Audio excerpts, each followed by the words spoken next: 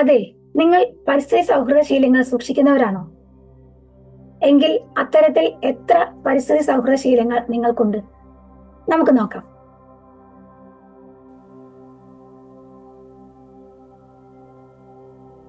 Eco-friendly lifestyles grow when we stop habits that harm the environment. പരിസ്ഥിതി സൗഹൃദ ശീലങ്ങൾ. എത്ര പരിസ്ഥിതി സൗഹൃദ ശീലങ്ങൾ നമുക്കുണ്ട്? നിലവിൽ ചെയ്തുകൊണ്ടിരിക്കുന്ന പ്രവൃത്തികളിൽ നിർത്തേണ്ടതാണെന്ന് കരുതാവുന്ന എന്തെങ്കിലും ഉണ്ടോ? ഇത് പരിസ്ഥിതിക്ക് ഹാനികരമാണ് എന്ന് നിങ്ങൾ കരുതുന്ന ശീലങ്ങൾ എന്തൊക്കെയാണ്? ഏവർക്കും നമസ്കാരം. ഇന്നത്തെ സുഭാഷിതം പരിസ്ഥിതി സൗഹൃദ ശീലങ്ങൾ എന്ന വിഷയത്തിന്മേലാണ്. നമ്മൾ പരിസ്ഥിതി എന്നതിനെ വളരെ ഡീപ്പായിട്ട്, വളരെ ആഴത്തിൽ മനസ്സിലാക്കിക്കൊണ്ടിരിക്കുന്നു. ഒളിമ്പസിന്റെ എല്ലാ പഠനങ്ങളിലും പരിസ്ഥിതി സൗഹൃദം എന്നതിനപ്പുറം എന്താണ് പരിസ്ഥിതി എന്നതിന്റെ ആഴങ്ങളിലേക്ക് നമ്മളെ കൊണ്ടുപോവുക, അതുവഴി നമ്മളിൽ പരിസ്ഥിതിയോട് ചേർന്നുള്ള ആ ഒരു ചിന്തയായിക്കോട്ടെ, പ്രവർത്തനമായിക്കോട്ടെ, അത് സ്വാഭാവികമായിട്ട് ഉണ്ടായി വരിക എന്നുള്ളതിലാണ് ശ്രദ്ധിക്കുന്നത്. അങ്ങനെ പോകുമ്പോഴും ഒരു ഓർമ്മപ്പെടുത്തൽ അല്ലെങ്കിൽ ഒരു സ്വയം പരിശോധനയ്ക്കായിട്ടാണ് ഈ പരിസ്ഥിതി സൗഹൃദ ശീലങ്ങൾ എന്നൊരു ടോപ്പിക്കിലേക്കായി നിങ്ങളെ ക്ഷണിക്കുന്നത്. അപ്പോ എത്ര പരിസ്ഥിതി ശീലങ്ങൾ നമുക്കുണ്ട് എന്നതാണ് ചോദ്യമായിട്ട് വരുന്നത്. അപ്പൊ സ്വാഭാവികമായിട്ടും നമുക്ക് ഉണ്ടാകുന്ന ഉത്തരങ്ങൾ എന്തൊക്കെയാണെന്ന് ചോദിച്ചാൽ ഉടനെ ആദ്യത്തെ ഒരു ഉത്തരം ഇതായിരിക്കും, അതായത് പ്ലാസ്റ്റിക് ഞാൻ ഉപയോഗിക്കുന്നത് കുറവാണ് എന്നുള്ളതായിരിക്കും. കാരണം പരിസ്ഥിതി എന്ന് പറഞ്ഞാൽ തന്നെ അതിന് വിരുദ്ധമായിട്ട് വരുന്ന ഒരു കാര്യം പ്ലാസ്റ്റിക് ആണ് എന്നുള്ള ഒരു കാര്യം, അല്ലെങ്കിൽ അങ്ങനെ ഒരു അതാണ് പ്രശ്നം അല്ലെങ്കിൽ അതാണ് പരിഹാരം എന്നുള്ള ഒരു കാര്യം നമ്മളിൽ വളരെ ആഴത്തിൽ പതിഞ്ഞു കഴിഞ്ഞു. അതല്ലെങ്കിൽ ഞാൻ വെള്ളം വളരെ മിതമായിട്ടാണ് ഉപയോഗിക്കുന്നത്, അല്ലെങ്കിൽ ഞാൻ വായുവിനെ മലിനീകരിക്കുന്ന കാര്യങ്ങൾ കൂടുതലായിട്ട് ചെയ്യുന്നില്ല, അതും അല്ലെങ്കിൽ ഞാൻ വൈദ്യുതി കൂടുതലായിട്ട് ഉപയോഗിക്കുന്നില്ല, ആവശ്യത്തിന് മാത്രം ഉപയോഗിക്കുന്നു, അല്ലാത്ത സമയത്ത് ഞാൻ അത് സ്വിച്ച് ഓഫ് ചെയ്യുന്നു. ഇങ്ങനെയുള്ള ഒരുപാട് ശീലങ്ങൾ ആണ് നമ്മൾ പരിസ്ഥിതി സൗഹൃദ ശീലങ്ങൾ എന്നുള്ള രീതിയിൽ മനസ്സിലാക്കി വെച്ചിട്ടുള്ളത്.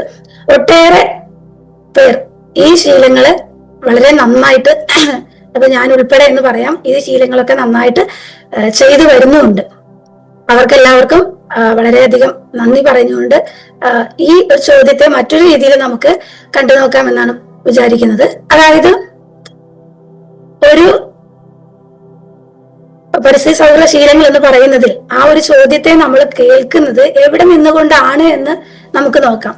അതായത് ഇപ്പോ ഈ ഒരു കാലത്ത് നമ്മൾ ഇത്രയേറെ പുരോഗതി പ്രാപിച്ചു, അല്ലെങ്കിൽ പരിഷ്കാരങ്ങളുടെ അങ്ങേയറ്റം നിലനിൽക്കുകയാണ് അല്ലെ.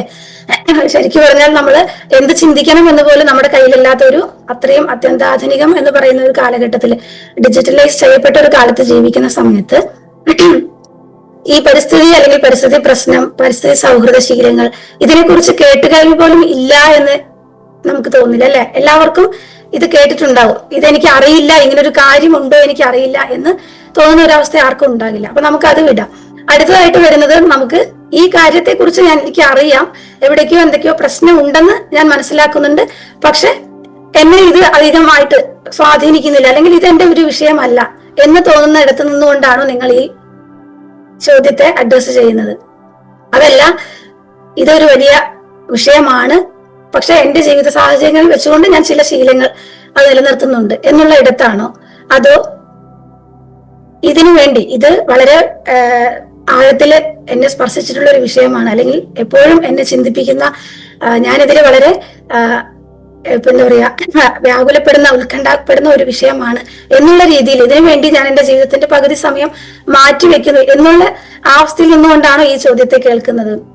അതല്ല, ഇതല്ലാതെ എനിക്ക് മറ്റൊരു വിഷയമില്ല, ഞാൻ പ്രകൃതിയിൽ ജീവിക്കുന്ന അല്ലെങ്കിൽ മറ്റെല്ലാ ജീവികളെയും പോലെ ഒരു ജീവിയായിട്ട് തന്നെ ജീവിക്കുന്ന, അല്ലെങ്കിൽ ഇതിനെ കാണുന്നുണ്ട്, ഈ വിഷയത്തെ എടുക്കുന്നുണ്ട്, അതുകൊണ്ട് തന്നെ ഞാൻ ഇതിന് വേണ്ടത്ര പ്രാധാന്യം കൊടുക്കുന്നു, എന്റെ ജീവിതം മുഴുവൻ ഈ ഒരു കാര്യത്തിലേക്ക് എനിക്ക് ഈ ഒരു കാര്യത്തിന് വേണ്ടി എന്ത് ചെയ്യാൻ കഴിയും എന്ന ഒരു തലത്തിൽ നിന്നുകൊണ്ടാണ് നിങ്ങൾ ഈ ചോദ്യത്തെ കാണുന്നത്. അപ്പൊ ഇതില് ഞാനൊരു 3-4 തലത്തിൽ ഞാൻ ഈ ചോദ്യത്തെ കാണാൻ പറഞ്ഞു. അപ്പൊ ഇതിൽ എവിടെ നിന്നുകൊണ്ടാണ് നിങ്ങൾ ഈ ചോദ്യത്തെ കേൾക്കുന്നതിനനുസരിച്ചാണ് ശരിക്കും ഈ ചോദ്യത്തിന് നിങ്ങൾക്കുള്ള ഉത്തരത്തെ നിങ്ങൾ കണ്ടെത്തുന്നത്. അപ്പം ഈ ഒരു ചോദ്യത്തിലൂടെ ഉദ്ദേശിക്കുന്നത് ഇത്രയാണ്: നമ്മുടെ ശീലങ്ങൾ, പരിസ്ഥിതി സൗഹൃദ ശീലങ്ങൾ എത്രയെന്ന് എണ്ണി തിട്ടപ്പെടുത്തുക എന്നുള്ളതല്ല. അതിനേക്കാൾ ഞാൻ എത്ര ആഴത്തിലേക്ക്, അല്ലെങ്കിൽ പരിസ്ഥിതിയെ ഞാൻ എത്ര ആഴത്തിൽ മനസ്സിലാക്കുന്നു, അവിടെ ഒരു ശീലം മാത്രമായിട്ട് നമ്മളും പ്രകൃതിയും തമ്മിൽ ഉള്ള ബന്ധം നിലനിർത്തപ്പെടേണ്ടുന്ന ഒന്നാണോ എന്നതാണ് ഈ ഒരു ചോദ്യത്തിലൂടെ നമ്മൾ എത്തിച്ചേരേണ്ടുന്ന ഒരു ഇടം എന്ന് പറയുന്നത്. അപ്പൊ ഞാനും പ്രകൃതിയും നമ്മളിപ്പം മനസ്സിലാക്കി വന്നിട്ടുള്ള കാര്യങ്ങളാണ്. പ്രകൃതി എന്ന് പറയുന്നത് എനിക്ക് പുറത്തല്ല, അത് എനിക്ക് അകത്തു നിന്ന് തുടങ്ങുന്നു. കുറച്ചുകൂടി നമ്മൾ ആഴത്തിൽ പോവുകയാണെങ്കിൽ, അതിന്റെ യഥാർത്ഥ വശം നമ്മൾ മനസ്സിലാക്കുകയാണെങ്കിൽ, ഞാൻ പ്രകൃതി തന്നെയാണ്, എന്നിലൂടെയാണ് പ്രകൃതി പ്രവർത്തിക്കുന്നത്. അപ്പൊ ഞാനും പ്രകൃതിയും വേറെയല്ല എന്നുള്ള തലം വരെ നമുക്ക് എത്തിച്ചേരാം. അപ്പൊ അവിടെയൊക്കെ നമുക്ക് എത്തിച്ചേരാൻ അതൊരു ബോധപരമായിട്ടുള്ള ഒരു മാറ്റം ഉണ്ടാകേണ്ടുന്ന സ്ഥലമാണ്. പക്ഷെ ഇപ്പൊ നമ്മൾ ഈ പറഞ്ഞ 4 തലങ്ങളിൽ എവിടെയാണ് നിൽക്കുന്നത് എന്നുള്ളതിലേക്ക് വീണ്ടും തിരിച്ചെത്താം. അപ്പൊ നമ്മളും പ്രകൃതിയും തമ്മിൽ പരിസ്ഥിതി എന്ന് പറയുന്നത് ഒരു വിഷയം മാത്രമായിട്ട്, അല്ലെങ്കിൽ എവിടെയോ സംഭവിക്കുന്ന കുറെ പരിസ്ഥിതി പ്രശ്നങ്ങളിലൂടെ മാത്രം കേട്ടുകേൾവിയുള്ള ഒരു വിഷയമായിട്ട് മാത്രം ഒതുക്കേണ്ടുന്ന ഒന്നാണോ? അതല്ല, നിരന്തരം നമ്മളിലൂടെ പ്രവർത്തിക്കുന്ന, നമ്മൾ ഭാഗമാകുന്ന, നമ്മളായിട്ട് തന്നെ ഇരിക്കുന്ന പ്രകൃതിയായിട്ട് തന്നെ നമ്മൾ അറിയേണ്ടതുണ്ടോ അതിനെ എന്നുള്ള കാര്യം, അതിലേക്കാണ് നമ്മൾ എത്തേണ്ടത്. അപ്പൊ അവിടെ ശരിക്കും പറഞ്ഞാല് പരിസ്ഥിതി സൗഹൃദ ശീലം എന്നതിൽ നിന്നും, അല്ലെങ്കിൽ ആ വാക്ക് തന്നെ നമുക്ക് ജീവിതത്തിൽ നിന്ന് മാറ്റി വെക്കേണ്ടുന്ന ഒരു അവസ്ഥ ഉണ്ടാവും. കാരണം അതൊരു ശീലമായിട്ട് പ്രവർത്തിക്കേണ്ട ഒന്നല്ല. കാരണം അത് തന്നെയാണ് നമ്മൾ. അപ്പൊ എങ്ങനെയാണ് നമുക്കൊരു ശീലമായിട്ട് അതിനെ ഒരു വിഷയമായിട്ട് മാത്രം കാണാൻ സാധിക്കുന്നത്? അപ്പൊ അതാണ് ഇന്നത്തെ പോസ്റ്ററിലൂടെ അഡ്രസ് ചെയ്യാൻ ഉദ്ദേശിക്കുന്നത്. ഇപ്പം നമുക്ക് ചുറ്റും ധാരാളം ജീവികൾ നമ്മൾ കാണുന്നുണ്ട്. അപ്പൊ നമ്മൾ പൊതുവിൽ പറയാറുണ്ട്, മനുഷ്യര് വിശേഷ ബുദ്ധിയുള്ള, അല്ലെങ്കിൽ മറ്റു ജീവികളെക്കാൾ പല ശേഷികളും കഴിവുകളും ഒക്കെയുള്ള ജീവിയായിട്ട് മുന്നോട്ട് പോകുന്ന ഒരു ജീവിയാണ്. അല്ലെങ്കിൽ ജീവി പോലുമായിട്ട് എനിക്ക് കാണുന്നുണ്ടോ എന്ന് എനിക്കറിയില്ല. കാരണം നമ്മൾ മറ്റെല്ലാ ജീവിയെയും പോലെ അതിന്റെ നിരയിൽ ഒരു ജീവി മാത്രമാണെന്ന് നമ്മൾ എപ്പോഴാണ് ബോധ്യപ്പെടുന്നത്? മറ്റു ജീവികളെ കൂടി പരിഗണിക്കുമ്പോഴാണ്. അപ്പൊ അവര് ഒരു മാതൃകയായിട്ട് നമ്മൾ എടുക്കുകയാണെങ്കിൽ, ഇപ്പൊ മനുഷ്യരാൽ വളർത്തപ്പെടുന്ന പശു, പട്ടി, പൂച്ച, അല്ലെങ്കിൽ ചില പക്ഷികൾ, ഇതിനെയല്ല ഞാൻ ഉദ്ദേശിക്കുന്നത്. കാരണം അവര് നമ്മുടെ സ്വാധീനത്താൽ അവരുടെ ജീവിതക്രമമൊക്കെ നമ്മൾ വളരെയധികം മാറ്റി മറിച്ചിട്ടുണ്ട്. അതല്ലാതെ വളരെ സ്വാഭാവികമായിട്ട് ജീവിച്ചു പോകുന്ന നമുക്ക് ചുറ്റുമുള്ള വൃക്ഷങ്ങൾ, അല്ലെങ്കിൽ നമുക്ക് ചുറ്റുമുള്ള മറ്റ് അനേകം ജീവികൾ, അതായത് നമുക്ക് കൈയെത്താവുന്ന ദൂരത്തിന് അപ്പുറത്തുള്ള ജീവികൾ. അപ്പൊ ആ ജീവികളുടെ ജീവിതവും നമ്മുടെ ജീവിതവും തമ്മിൽ എവിടെയാണ് വ്യത്യാസപ്പെടുന്നത്? കാരണം അവര് പ്രകൃതിയുടെ ഒരു ക്രമത്തില്, അവരുടെ ഭക്ഷണത്തിലാണെങ്കിലും, അവരുടെ ഏതൊരു പ്രവൃത്തിയിലാണെങ്കിലും, ഇര തേടലിലാണെങ്കിലും, ഇണ തേടുന്നതാണെങ്കിലും, അല്ലെങ്കിൽ അവരുടെ കാലാവസ്ഥയ്ക്കനുസരിച്ചുള്ള അവരുടെ ജീവിത മാറ്റങ്ങളിലാണെങ്കിലും ഒക്കെയും അവർക്ക്, ഓരോ ജീവിക്കും അതിൻ്റെതായിട്ടുള്ള പ്രത്യേക നിയമങ്ങളുണ്ട്, പ്രത്യേകതകളുണ്ട്. അതിനനുസരിച്ചാണ് അതെല്ലാം ജീവിച്ച് മുന്നോട്ട് പോകുന്നത്. അത് തെറ്റിക്കുന്ന സമയത്ത് അത് വേണ്ടുന്ന പൊരുത്തപ്പെടൽ അവിടെ പ്രകൃതി തന്നെ, പൊരുത്തപ്പെടാനുള്ള ശേഷി പ്രകൃതി തന്നെ നൽകിയിട്ടുമുണ്ട്. പക്ഷെ മനുഷ്യരാണ് ശരിക്കും പറഞ്ഞാല് ഇതിൽ നിന്നെല്ലാം വ്യത്യസ്തമായിട്ട് ഇനി ഒരിക്കലും നമുക്ക് പൂരിപ്പിക്കാൻ കഴിയാത്ത വണ്ണം എത്രയോ ജീവികളുടെ വംശനാശത്തിന് വരെ ഭീഷണി നേരിടുന്ന തരത്തിലേക്ക് നമ്മുടെ ജീവിതത്തെ കൊണ്ടുപോയിട്ടുള്ളത്. അപ്പൊ നോക്കൂ, നമ്മള് ശ്വസിക്കുന്നത് മുതൽ, നമ്മള് വെള്ളം കുടിക്കുന്നത് മുതൽ, നമ്മൾ ഭക്ഷണം കഴിക്കുന്നത് മുതൽ ഒക്കെയും നമ്മൾ ആ പ്രകൃതിയുടെ ശീലങ്ങൾ, അല്ലെങ്കിൽ പ്രകൃതിയുടെ നിയമങ്ങളെ നമ്മൾ തെറ്റിച്ചിരിക്കുകയാണ്. ഇത് 1-2 ദിവസങ്ങൾ കൊണ്ടല്ല, കോടാനുകൂടി വർഷങ്ങൾ കൊണ്ട് പരിണമിച്ച് ഈ ഒരു അവസ്ഥയിൽ എത്തിയതാണ് എന്നൊക്കെ നമുക്ക് അതിനെ എന്താ പറയുക, അങ്ങനെ പറഞ്ഞ് നമുക്കൊരു ആശ്വാസം കണ്ടെത്താം. കാരണം ഇത് നമ്മിലൂടെയല്ല ഇതുവരെ എത്തിയത്. പക്ഷെ ഇപ്പൊ നമുക്ക് ഇങ്ങനെ ഒരു അറിവുണ്ടാകുന്ന സമയത്ത് ഇത് നമ്മിലൂടെ നമുക്ക് മാറ്റം വരുത്താൻ കഴിയുമോ എന്ന് ഒരു ആത്മപരിശോധന നടത്താം. കാരണം ഇവിടെ നമ്മൾ ചെയ്യുന്ന ഓരോ പ്രവൃത്തിയും, ഇതിൽ പറയുന്ന ഒരു ചോദ്യം ഇതാണ്: നിലവിൽ ചെയ്തുകൊണ്ടിരിക്കുന്ന പ്രവൃത്തികളിൽ നിർത്തേണ്ടതാണെന്ന് കരുതുന്ന എന്തെങ്കിലും നിങ്ങൾക്കുണ്ടോ എന്നുള്ളതാണ്. ശരിക്കും പറഞ്ഞാൽ ചെയ്യുന്നതിൽ മുഴുവനും നമ്മൾ നിർത്തേണ്ടുന്ന കാര്യങ്ങളാണെന്നുള്ളതാണ് പറയാനുള്ളത്. കാരണം അതുകൊണ്ടാണ് നമ്മളിത് ശീലം ഉണ്ട്, എത്ര ശീലങ്ങൾ ഉണ്ട് എന്നുള്ള കണക്കെടുപ്പൊക്കെ നടത്തുന്നത്. അപ്പൊ ആ നിലവിൽ നമ്മൾ ചെയ്തുകൊണ്ടിരിക്കുന്ന എല്ലാ കാര്യത്തിലും പ്രകൃതിയോട് ഇണങ്ങാത്ത ശീലങ്ങൾ, അല്ലെങ്കിൽ പ്രകൃതിയോട് ഇണങ്ങുന്ന ശീലങ്ങൾ എന്ന് നമ്മൾ നോക്കുകയാണെങ്കിൽ ഭൂരിഭാഗവും നമ്മൾ പ്രകൃതിയോട് ഇണങ്ങാത്ത തരത്തിലുള്ള ശീലങ്ങളായിരിക്കും. അപ്പോ നമ്മളൊരു കാര്യം, ഇപ്പൊ പ്ലാസ്റ്റിക് തന്നെ ഉദാഹരണമായിട്ട് പറയുകയാണെങ്കിൽ, നമ്മൾ പ്ലാസ്റ്റിക് കത്തിക്കുന്നു എന്ന് പറയുന്ന സമയത്ത് അതിന്റെ ഫലം നമ്മൾ മാത്രമല്ല അനുഭവിക്കുന്നത്. എന്നാൽ പ്ലാസ്റ്റിക് നമ്മൾ ഉപയോഗിക്കുന്നില്ല എന്ന് പറഞ്ഞ് മാറ്റി വെക്കുമ്പോഴും അതിന്റെ ഫലം നമ്മൾ മാത്രമല്ല അനുഭവിക്കുന്നത്.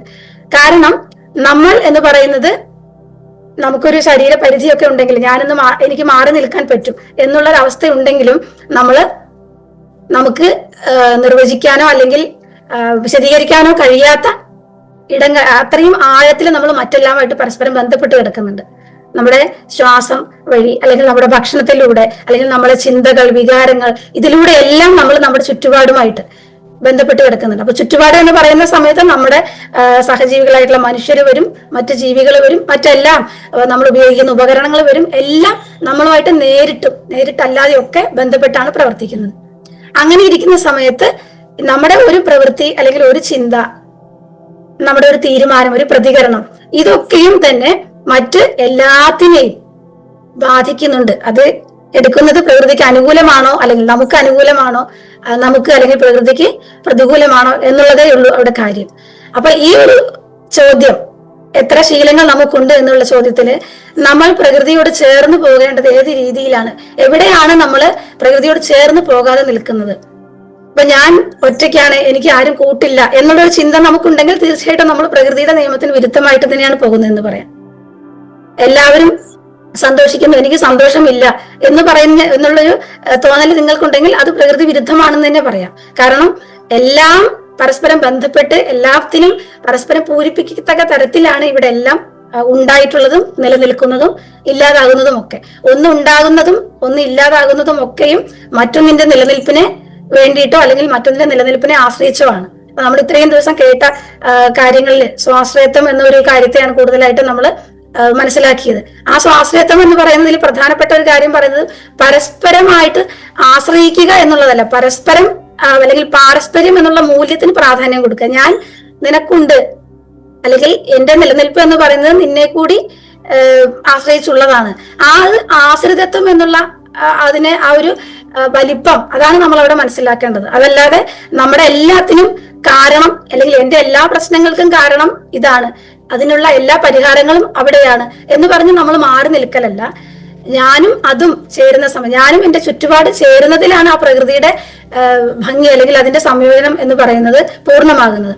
അപ്പോ ആ രീതിയിലേക്ക് എത്തുന്ന തരത്തിൽ, അല്ലെങ്കിൽ ഞാനും പ്രകൃതി തന്നെയാണ്, അല്ലെങ്കിൽ പ്രകൃതിയുടെ ഒരു ശീലത്തിൽ മാത്രം ഒതുങ്ങുന്നതല്ല ഞാനും പ്രകൃതിയും തമ്മിലുള്ള ബന്ധം എന്നുള്ള രീതിയിലേക്ക് നമ്മൾ എത്തിച്ചേരേണ്ടതുണ്ട്. ആ രീതിയിലേക്ക് നമ്മളെ എത്തിക്കാനായിട്ട് ഉള്ള ഒരു ചോദ്യമായിട്ടാണ് ഇന്ന് ഈ ഒരു ചോദ്യത്തെ കാണേണ്ടത്. അപ്പം ഇപ്പോ നമ്മൾ ഉപയോഗിക്കുന്ന ഏതൊരു കാര്യത്തില്, നമ്മൾ ഇടപെടുന്ന ഏതൊരു കാര്യവും നമ്മളോടുകൂടി, നമ്മൾ ഉപയോഗിക്കുന്നതോടുകൂടി അത് ഇല്ലാതാകുന്നുണ്ടോ എന്ന് നമ്മൾ നോക്കേണ്ടതുണ്ട്.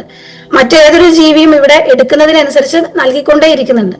അത് അവര് ചിന്തിച്ച്, ഞാനിപ്പോ 1/2 കിലോ എടുത്തു, അതുകൊണ്ട് 1/2 കിലോ നൽകണം, ഇങ്ങനൊരു ചിന്തയിൽ ഒരു കണക്കിലല്ല അത് സംഭവിക്കുന്നത്. അത് വളരെ സ്വാഭാവികമായിട്ട് സംഭവിക്കുന്നു. അവരിലൂടെ ആ പ്രകൃതി അത് വളരെ സ്വാഭാവികമായിട്ട് ആ ക്രമം നിലനിർത്തുന്നു എന്നുള്ളതാണ്. പക്ഷെ നമ്മൾ അങ്ങനെയല്ല, നമുക്ക് ലഭിക്കുന്നത് അതിന്റെ ആ ഒരു മൂല്യത്തിനനുസരിച്ചല്ല നമ്മൾ എന്തും നൽകുന്നത് എന്നുള്ളതാണ്. അപ്പൊ ആ രീതിയിലൊക്കെയും ഈ ചോദ്യത്തെ നമുക്ക് അഡ്രസ് ചെയ്യാവുന്നതാണ്. അപ്പൊ പരിസ്ഥിതിക്ക് ഹാനികരമാകുന്നത്, ഹാനികരമല്ലാത്തത് എന്ന് പറയുന്നത് ശരിക്കും നമ്മുടെ ചിന്തയിൽ നിന്ന് തന്നെയാണ് നമ്മൾ തുടങ്ങേണ്ടതെന്നുള്ളതാണ്.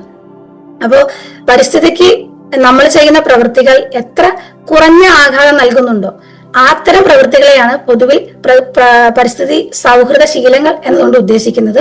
അപ്പൊ നമ്മളും പരിസ്ഥിതിയും തമ്മിലുള്ള ആ ബന്ധം മനസ്സിലാക്കും തോറും ശരിക്കും നമ്മുടെ ഓരോ ചിന്തയും പ്രവൃത്തിയും പരിസ്ഥിതിക്ക് അനുകൂലമാകാതെ ഇരിക്കില്ല. അത് തീർച്ചയായിട്ടും അങ്ങനെ തന്നെയാണ് അതിന്റെ ഒരു ഘടന പ്രവർത്തിക്കുക. അപ്പൊ അത്തരത്തിൽ പരിസ്ഥിതിയുടെ യഥാർത്ഥ വശത്തെ മനസ്സിലാക്കി അതിന് അനുകൂലമാകത്തക്ക രീതിയിൽ നമ്മുടെ ജീവിതത്തെ ക്രമപ്പെടുത്തുക എന്നുള്ള ഒരു ആശയത്തിലേക്ക്, അല്ലെങ്കിൽ അത്തരം ഒരു ജീവിതക്രമത്തിലേക്ക് എത്തിച്ചേരാൻ എല്ലാവർക്കും സാധിക്കട്ടെ.